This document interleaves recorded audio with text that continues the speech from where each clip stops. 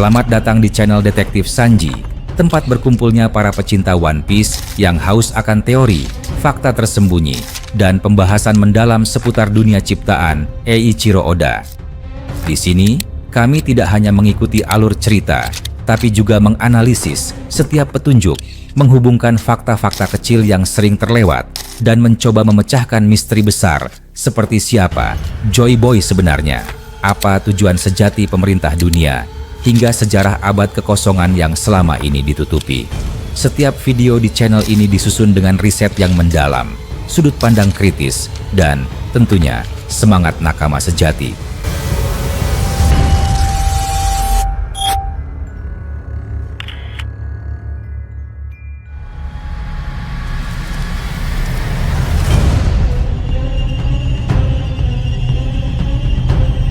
Di dunia bajak laut yang dipenuhi nama-nama besar, legenda, dan kisah tak tertandingi, ada satu sosok yang selalu berdiri di puncak seni berpedang. Dracul, Hawkeye, Mihawk. Gelar pendekar pedang terkuat di dunia bukan hanya sekadar titel yang dibawa dengan sombong, melainkan mahkota yang dipertahankan melalui puluhan tahun duel, kemenangan, dan dominasi mutlak di atas samudra. Mata setajam elang yang dimilikinya mampu membuat musuh membeku, sekaligus menembus lapisan terluar jiwa setiap lawan melihat apa yang tersembunyi di balik senjata dan teknik mereka. Sejak pertama kali muncul, reputasinya memancarkan aura yang menakuti bajak laut, marinir, bahkan rekan sesama Shichibukai. Namun, di balik ketenangan dan sikap percaya diri yang seolah tak tergoyahkan itu, ada sebuah momen kecil namun signifikan yang menimbulkan spekulasi berani. Apakah mungkin Mihawk pernah merasakan sesuatu yang sangat jarang muncul dalam dirinya? Rasa waspada yang mendekati rasa takut terhadap seorang pendekar pedang muda bernama Roronoa Zoro. Segalanya bermula di restoran terapung Baratie. Di sana, jarak kekuatan antara Zoro dan Mihawk begitu besar, bagaikan jurang tanpa dasar. Zoro yang membawa 3 pedang dan seluruh tekad yang dimilikinya, menantang Mihawk tanpa ragu. Duel itu berakhir cepat, terlalu cepat. Mihawk menundukkan Zoro tanpa bahkan berdiri dari tempatnya, mengalahkan ambisi muda itu dengan pedang kecil yang bahkan bukan senjata utamanya. Namun, kekalahan telak itu justru menjadi titik awal yang membuat mata Mihawk tertuju bukan pada kekuatan fisik Zoro, melainkan pada sesuatu yang jauh lebih berharga, tekadnya. Saat pedang Mihawk menembus batas pertahanan, Zoro tidak mundur, tidak berusaha menghindar, justru membuka diri, menerima tebasan itu dari depan, sambil mengucapkan sumpah yang kelak mengguncang dunia. Tidak akan pernah kalah lagi. Itulah saat ketika mata Mihawk melihat kilatan yang begitu jarang ia saksikan, sebuah api yang pernah terlihat di mata orang-orang seperti Shanks, Goldie Roger, atau Garp. Api yang menandakan ambisi konyol namun murni, keinginan untuk berdiri di puncak meski semua peluang melawan. Waktu berjalan, dan perjalanan mengantarkan Zoro pada titik terendahnya setelah kekalahan di Sabaody. Kehilangan rekan, tubuh dihancurkan oleh Kuma, dan terlempar ke pulau yang asing. Dari titik itu, lahir keputusan yang mengejutkan seluruh prinsipnya, mendatangi Mihawk, pria yang menjadi target utama ambisinya, untuk memohon agar dilatih. Tidak ada banyak manusia di dunia yang berani melakukan hal seperti itu. Lebih sedikit lagi yang bersedia menelan harga diri demi mendapatkan kekuatan. Permintaan itu tidak langsung diterima. Mihawk menetapkan ujian yang mematikan, bertahan hidup di Pulau Kurayagano, di tengah kawanan monyet bersenjata yang meniru gaya bertarung dan teknik pedang musuh mereka. Sebuah ujian yang bukan hanya mengukur keterampilan, tapi juga kesabaran, insting, dan kemauan untuk bertahan hidup di bawah tekanan tanpa henti. Hari demi hari, Zoro menghadapi pertempuran melawan kawanan tersebut. Setiap kemenangan adalah hasil dari pembelajaran cepat. Setiap kekalahan menjadi batu loncatan untuk memahami lawan. Tak ada keluhan, tak ada permintaan untuk kemudahan. Ketekunan seperti itu jarang ditemui, bahkan di antara prajurit paling tangguh. Perlahan, Mihawk mulai melihat bahwa yang tumbuh di hadapannya bukan sekadar murid, tapi ancaman nyata bagi tahtanya sendiri. Meski wajah Mihawk tetap tenang, tanda-tandanya ada bagi yang mau memperhatikan. Saat Zoro menolak menggunakan senjata selain pedangnya sendiri, Mihawk tidak menegur, hanya mengamati. Saat Zoro mulai memahami teknik haki tingkat lanjut, Mihawk menyimak setiap gerakan, setiap perubahan ritme, seolah sedang menganalisis lawan masa depan. Dan pada momen ketika satu tebasan Zoro membelah kapal selama latihan, tatapan Mihawk bukanlah tatapan bangga, melainkan tatapan yang mengukur seberapa dekat waktu itu akan datang. Disinilah teori mulai menemukan bentuknya. Kemungkinan besar, sejak awal Mihawk telah merasakan aura haki raja dalam diri Zoro. Haki yang tidak bisa diajarkan, tidak bisa dipelajari melalui teknik atau latihan, tetapi lahir dari jiwa seorang yang ditakdirkan untuk memimpin. Haki yang hanya dimiliki oleh mereka yang membawa tekad seorang raja. Meski Zoro belum memunculkannya secara penuh pada saat itu, Mihawk dengan kepekaan seorang pendekar pedang yang sempurna dapat merasakannya. Dalam dunia pedang, hal itu ibarat tanda bahwa seseorang memiliki takdir untuk berada di puncak, entah sebagai sekutu atau sebagai lawan yang akan mengakhiri kejayaan yang ada. Bertahun-tahun menduduki gelar tertinggi membuat Mihawk jarang sekali menemukan penantang yang pantas. Kebanyakan runtuh sebelum mendekat, sebagian besar bahkan tidak mampu membuatnya serius. Namun, dalam Zoro terdapat sesuatu yang berbeda.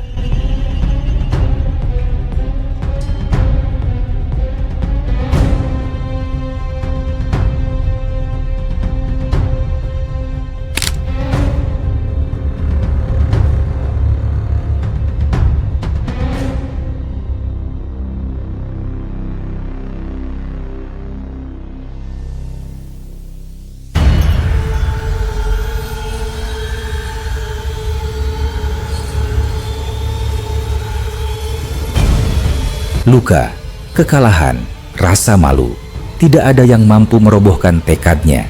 Bahkan, ketika harus memohon bantuan kepada orang yang menjadi target utamanya, tekad itu tidak goyah. Seolah setiap tantangan hanya menambah nyala api yang ada. Mihawk, dengan mata elang yang menjadi simbolnya, selalu diasosiasikan dengan ketajaman pandangan. Namun, mungkin simbol itu bukan sekadar estetika.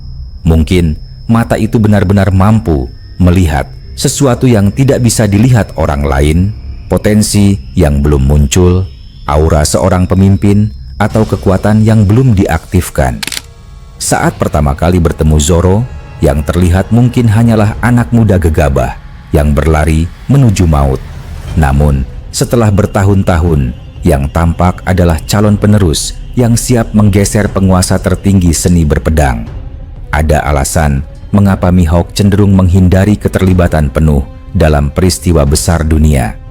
Saat perang Marineford, keterlibatannya minim. Beberapa menafsirkan bahwa ia hanya menguji Luffy. Namun, ada kemungkinan lain yang lebih dalam. Mungkin Mihawk sudah menyadari keterkaitan takdir antara Luffy dan Zoro. Mungkin ia hanya memastikan bahwa keduanya tetap hidup hingga saat mereka memenuhi peran yang telah digariskan. Bagi Mihawk, pertemuan dengan Zoro mungkin adalah kejadian langka yang mengguncang prinsip yang telah dipegang selama puluhan tahun. Keangkuhan yang lahir dari posisi tertinggi tidak membuatnya buta, justru membuatnya peka terhadap ancaman yang nyata. Ancaman itu bukan berasal dari kebencian atau persaingan semata, tetapi dari pengakuan bahwa di hadapannya berdiri seseorang yang akan mengambil gelarnya dengan duel paling terhormat yang pernah ada. Sejak saat itu, setiap interaksi di antara keduanya mengandung lapisan makna yang tidak terlihat oleh banyak orang. Ketika Mihawk mengamati latihan Zoro, yang dilihatnya bukan murid, melainkan masa depan. Ketika memberi arahan, yang dilakukan bukanlah membentuk teknik, tetapi membentuk lawan terakhir yang akan menutup kisahnya sendiri. Tidak ada rasa terburu-buru, karena hari itu akan datang pada waktunya dengan kematangan yang sempurna.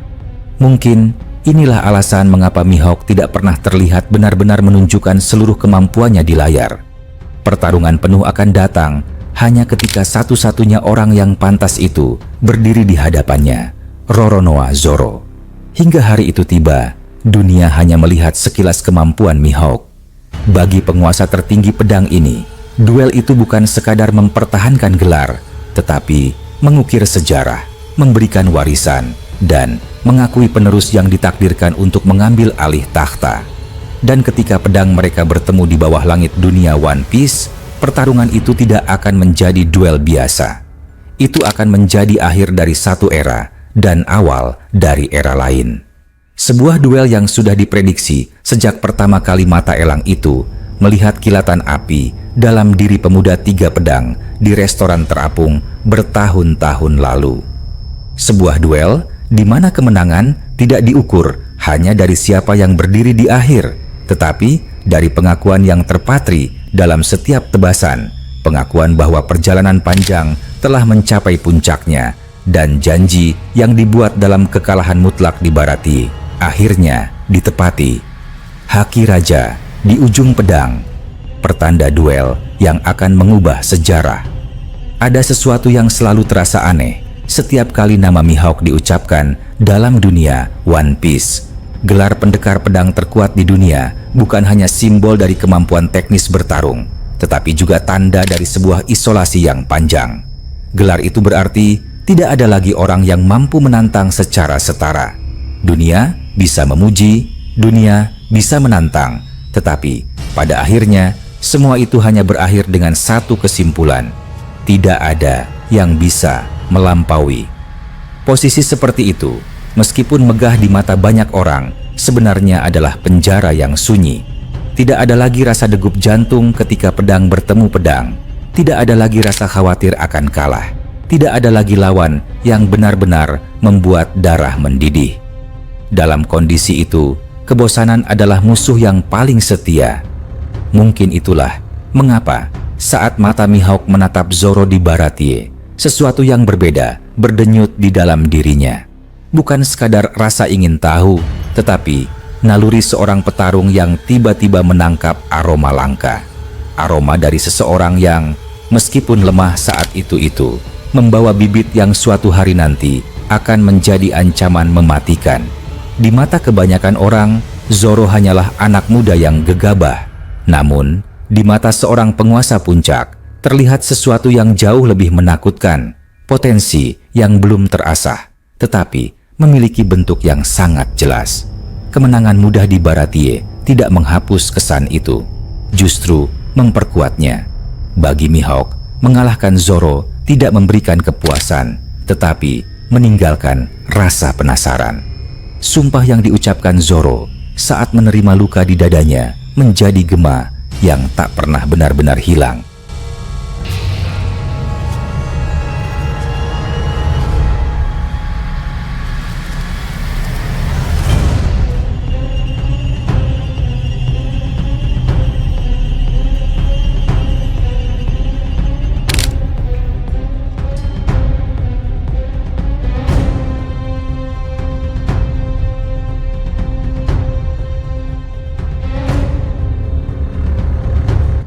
Luka itu bukan sekadar goresan pada kulit, tetapi tanda peringatan yang tertulis langsung pada takdir keduanya. Setiap kali mengingatnya, mungkin ada bagian dari hati Mihawk yang bertanya-tanya, seberapa jauh sumpah itu akan membawa anak muda itu. Waktu mengalir dan dunia terus bergolak. Sementara para bajak laut berperang, pemerintah dunia bergerak di balik bayang-bayang, dan era baru mulai muncul. Hubungan Mihawk dan Zoro justru memasuki babak yang lebih aneh. Ketika Zoro muncul di depan Mihawk di Kurayagano, bukan untuk menantang, tetapi untuk meminta dilatih. Hal itu adalah momen yang nyaris mustahil dalam logika biasa. Seorang calon penantang tertinggi yang bersumpah akan mengalahkan gurunya, justru meminta gurunya itu membentuknya. Tidak banyak yang memahami keputusan Mihawk menerima tawaran itu. Bagi banyak orang, hal itu terlihat seperti memberi kesempatan kepada musuh untuk mempersiapkan serangan. Namun, bagi Mihawk, mungkin keputusan itu adalah hasil dari naluri yang sama, seperti ketika ia pertama kali melihat Zoro. Naluri bahwa jika tidak dilatih, Zoro tetap akan mencapai puncak, tetapi dengan cara yang liar dan tanpa kendali. Membiarkan kekuatan seperti itu berkembang tanpa bimbingan bisa berbahaya, bahkan bagi dunia. Latihan di Kurayagano bukan sekadar pengajaran teknik, itu adalah ujian bertahan hidup. Setiap hari, Zoro berhadapan dengan kawanan monyet yang meniru gaya bertarungnya dengan tingkat akurasi yang menakutkan. Perbedaan kecil dalam gerakan, penempatan kaki, atau ayunan pedang bisa menjadi celah untuk kalah. Dalam kondisi seperti itu, setiap kemenangan adalah hasil dari penyesuaian yang cepat. Setiap kekalahan adalah pelajaran yang langsung dibayar dengan darah. Tidak ada keluhan, tidak ada jeda, tidak ada kompromi. Dalam diam, Mihawk menyaksikan muridnya tumbuh dengan kecepatan yang bahkan ia sendiri mungkin jarang lihat. Ada sesuatu yang berubah dalam pandangan matanya. Jika awalnya tatapan itu penuh rasa ingin tahu, kini mulai muncul sedikit ketegangan. Mungkin inilah perasaan yang sangat jarang dialami oleh orang yang berada di puncak. Kesadaran bahwa di depan mata, takdir sedang membentuk lawan yang suatu hari akan memaksa pertarungan paling serius dalam hidupnya. Bukti yang memperkuat teori ini muncul ketika Zoro mulai menunjukkan tanda-tanda haki raja. Meski belum sepenuhnya disadari, aura itu sudah ada sejak lama. Haki jenis ini bukanlah sesuatu yang dapat diajarkan, melainkan manifestasi dari jiwa yang ditakdirkan untuk memimpin. Dalam dunia pedang, haki raja ibarat sinyal bahwa seseorang akan berada di puncak, entah sebagai penguasa atau sebagai penantang yang akan menjatuhkan penguasa sebelumnya. Mihawk yang telah berkali-kali berduel dengan Shanks, pemilik haki raja yang melegenda, tidak mungkin tidak mengenali tanda-tanda itu. Bahkan, sebelum Zoro menggunakannya secara penuh di Wano melawan King, aroma kekuatan itu sudah menguar dari setiap tebasannya. Inilah titik di mana teori ini menemukan bobotnya. Mihawk mungkin sudah tahu sejak awal bahwa Zoro memiliki haki raja dan menyadari bahwa hal itu membuatnya berbeda dari semua lawan yang pernah dihadapi. Setelah masa latihan selesai dan Zoro kembali ke lautan, hubungan mereka memasuki fase sunyi. Tidak ada pertemuan, tidak ada pesan, tidak ada tanda bahwa Mihawk mencari tahu perkembangan mantan muridnya. Namun, justru dalam keheningan itu tersimpan makna. Bagi seorang petarung sejati, tidak perlu mengawasi lawan yang sedang berkembang. Hari pertemuan akan datang dengan sendirinya, dan saat itu terjadi, keduanya akan bertarung bukan sebagai guru dan murid, melainkan sebagai dua penguasa seni pedang yang sejajar. Keterlibatan Mihawk yang minim dalam perang besar, seperti Marineford, juga menambah lapisan misteri. Beberapa pihak menilai itu sebagai tanda kesombongan atau ketidakpedulian terhadap konflik dunia. Tetapi, kemungkinan lain adalah bahwa Mihawk memang sengaja menghindari bentrokan besar, menjaga kekuatan penuh hanya untuk satu tujuan, duel yang akan menentukan akhir dari gelar yang ia pegang.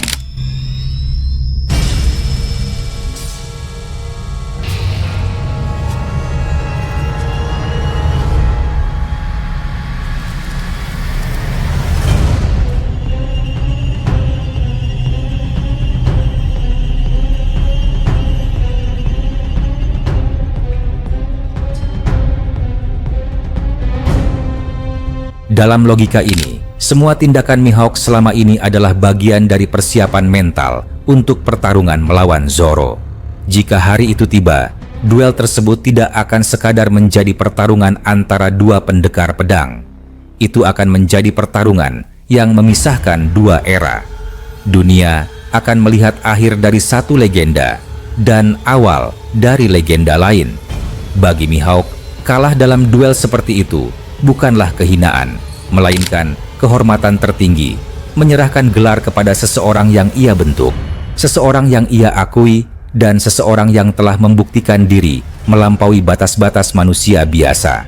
Dari semua pertanda yang ada, mungkin yang paling kuat adalah tatapan Mihawk di momen-momen kecil yang sering terlewat oleh pembaca dan penonton. Tatapan itu bukan milik seorang guru bangga, melainkan tatapan penuh perhitungan, seperti sedang mengukur seberapa dekat waktu itu akan tiba. Tidak ada kata-kata yang diucapkan, tetapi bahasa tubuhnya sudah berbicara. Lawan itu sedang dibentuk, dan saat waktunya tiba, tidak ada jalan kembali. Inilah inti dari teori bahwa Mihawk, entah disadari sepenuhnya atau tidak, sedang mempersiapkan diri untuk dilengserkan oleh Zoro.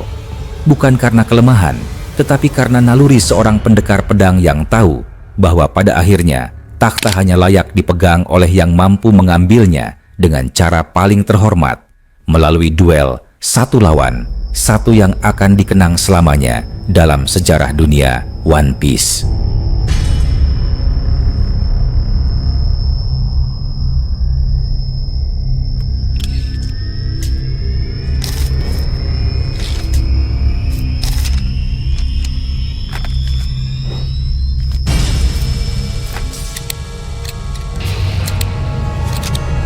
Terima kasih sudah menyaksikan video ini sampai selesai.